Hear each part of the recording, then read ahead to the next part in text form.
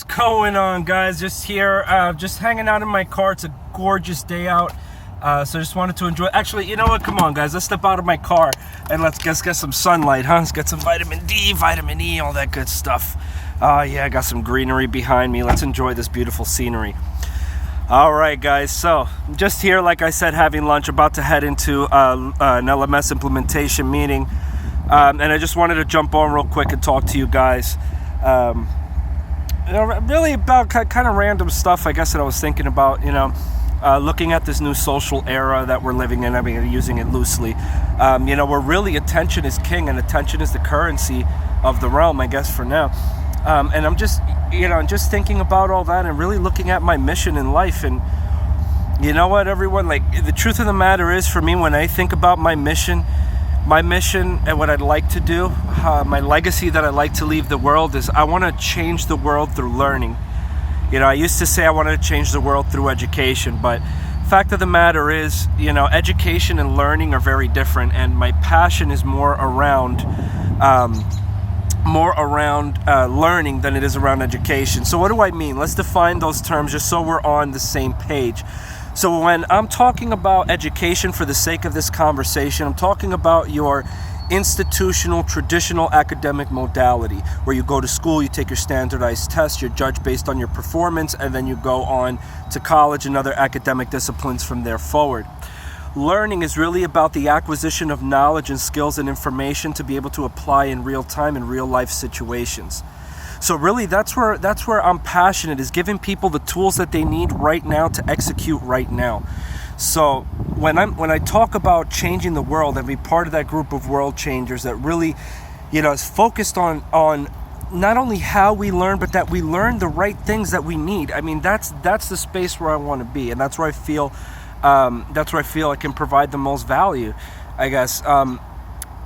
Also around learning, I mean, when you look at it and what learning actually is, I mean, learning, like I said, it's about acquiring knowledge and skills in real time and putting them to use.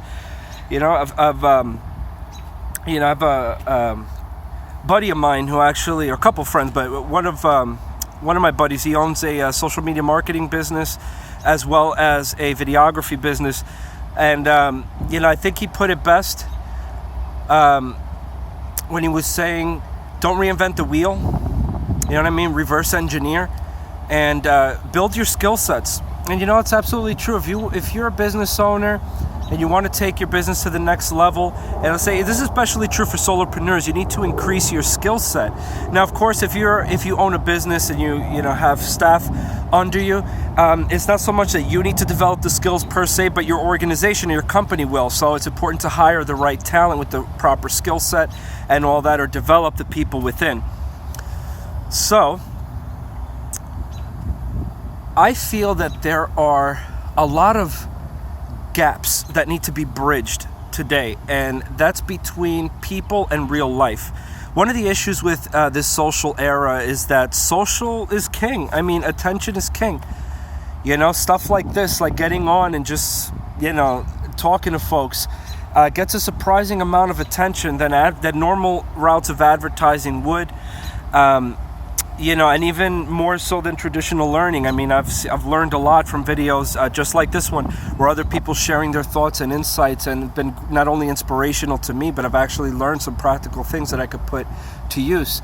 So some of these gaps that I see, for example, I'll take the traditional learning modality of education, since that's what we were talking about, like real estate, for example. Basic real estate skills, and I think that's something, or basic real estate knowledge, I think that's something that we all need. I mean, even if you're not looking to get into real estate as a business, or, sorry about that, or maybe you're looking to purchase property, get some other forms of income or revenue streams into your budget or into your personal economy. But it's important that we know this. So that's the basics of real estate is something that should be taught in schools.